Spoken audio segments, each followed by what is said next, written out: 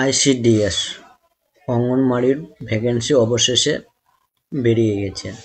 আপনাদের দেখুন, এটা আলিপুর ডিস্ট্রিক্টের জন্য দেখাচ্ছি, তো অবশ্যই আপনারা সম্পূর্ণ ভিডিওটি দেখবেন, কারণ সমস্ত ডিস্ট্রিক্টের জন্য সেম ডকুমেন্টস লাগবে। কি কি ডকুমেন্টস লাগবে আমি এই ভিডিওর মাধ্যমেই বলে দিব। তো ডকুমেন্টসটি আপনারা আগে থেকে রেডি করবেন, যখন ছাড়বে তখন কিন্তু আপনাদের সেই ডকুমেন্টসগুলো রেডি করতে সমস্যা হতে পারে। তো অবশ্যই ভিডিওটি সম্পূর্ণ দেখবেন। দেখুন, আলিপুরদুয়ারে কিন্তু অঙ্গনওয়াড়ির ভ্যাকেন্সি বেরিয়ে গেছে।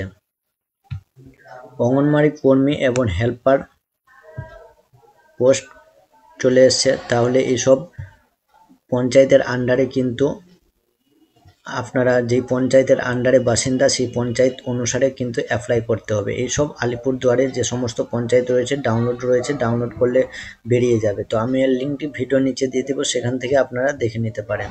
তাহলে মেন পয়েন্টে যাই। এবার দেখুন, দেওয়া রয়েছে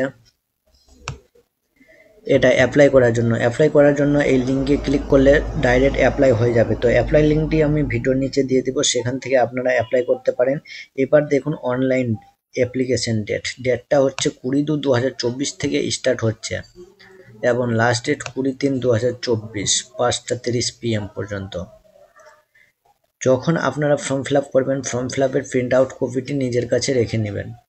ঠিক আছে, যেসব পঞ্চায়েতের আন্ডারে বেরিয়েছে এইখানে দেওয়া থাকবে, আপনারা সেই পঞ্চায়েত অনুসারে কিন্তু অ্যাপ্লাই করবেন।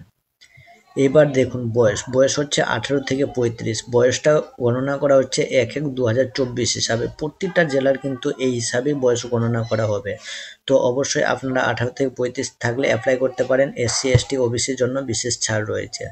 এডুকেশন কোয়ালিফিকেশন কম করে 12 পাস থাকলেই আপনারা এই পোস্টের জন্য যোগ্য। যারা হেল্পারের জন্য করবে তারা কম করে 8 পাস থাকতে হবে।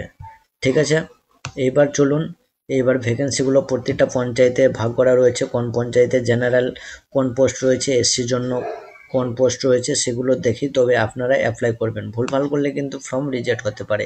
এবার দেখুন আপনাদের কি লাগছে। রেসিডেন্ট সার্টিফিকেট হিসাবে আপনাদের member of parliament MP certificate থাকলে চলবে, না হলে জেলা পরিষদ, না হলে MLA, না হলে সভাপতি বা পঞ্চায়েত সমিতি বা প্রধানের থাকলেও চলবে। যদি এগুলো না থাকে আপনারা DM বা ADM বা SDOর বা BDOর রেসিডেন্স সার্টিফিকেট রেডি করবেন। এই BDOর রেসিডেন্স সার্টিফিকেট পেতে আপনাদের কিছু ডকুমেন্টস লাগবে, সেই ডকুমেন্টসগুলো আপনাদের অনলাইন করতে হবে। বা SDO রেসিডেন্স সার্টিফিকেট পেতে তো সব থেকে সুবিধা আপনারা SDO সার্টিফিকেটটি রেডি রাখবেন। SDO সার্টিফিকেট পাওয়ার জন্য আপনাদের চলে যেতে হবে, আমি সাইটটি বলে দিচ্ছি, ওয়েস্ট বেঙ্গল ডিস্ট্রিক্ট সাইডে আপনাদের চলে যেতে হবে। এইখানে লগ ইন করে সাইন ইন করে আপনাদের কিন্তু এই ফর্মটি ফিল আপ করে নিতে হবে। ফিল আপ করে আপনাদের 2 থেকে 3 দিনের মধ্যে কিন্তু এই সার্টিফিকেট জেনারেট হয়ে যাবে। তো আপনাদের অবশ্যই আপনারা SDOর সার্টিফিকেটটি রেডি করবেন। কেন রেডি করতে বলছি একটু পরেই আমি বলবো। এজ প্রুফ কিন্তু আপনাদের মাধ্যমিকের অ্যাডমিট হিসাবেই গণনা করা হবে। SC সার্টিফিকেট থাকলে সব থেকে ভালো। এইবার PWD সার্টিফিকেট যদি থাকে 40% উপর থাকলেই গ্রাহ্য, এবং passport size photograph, education qualification certificate লাগবে। এবার সিলেকশন প্রসেসটি অনলাইনে হবে। পরীক্ষা হবে প্রথম, তারপরে হবে ভাইবা। 100 নম্বরের পরীক্ষা হবে এবং ভাইবা 30 নম্বরের হবে 1:5 রেশিও হিসাবে। ঠিক আছে, অ্যাপ্লাইয়ের জন্য সর্বপ্রথম এই ওয়েবসাইটে প্রবেশ করতে হবে। এই ওয়েবসাইটটি এরকম চলে আসবে, ক্লোজ করবেন। ক্লোজ করে দেওয়ার পর এখানে দেখুন অ্যাপ্লাই অনলাইনে ক্লিক করতে হবে। অ্যাপ্লাই অনলাইনের পর অঙ্গনওয়াড়ি ওয়ার্কার বা হেল্পার যেটার জন্য আপনার অ্যাপ্লাই করতে চান সেখানে ক্লিক করবেন। ওয়ার্কারের জন্য ওয়ার্কার করবেন।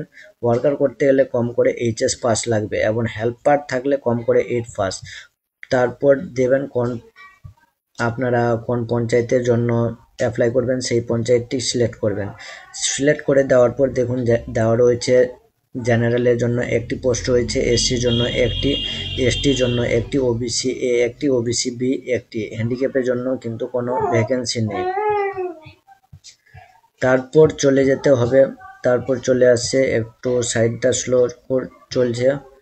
তারপরে দেখুন চলে আসলো, চলে আসার পর এইখানে আপনাদের গ্রাম পঞ্চায়েতটি সিলেক্ট করবেন। সিলেক্ট করে দেওয়ার পর এইখানে আপনারা গ্রাম পঞ্চায়েতের রেসিডেন্ট সার্টিফিকেট ইয়েস করতে হবে। ইয়েস করে দেওয়ার পর এখানে ইস্যু ডেটটি চাইছে, যেটা আমি বললাম এর আগেই। তো আপনারা এসডিও সার্টিফিকেটটি রেডি করবেন। রেডি করে দেওয়ার পর এসডিও সার্টিফিকেট কবে ইস্যু হয়েছে এখানে ডেটটি বসিয়ে দিতে হবে, ঠিক আছে। বসিয়ে দেওয়ার পর প্রসেস করতে হবে। প্রসেস করে দেওয়ার পর এরপরের স্টেপ চলে আসবে।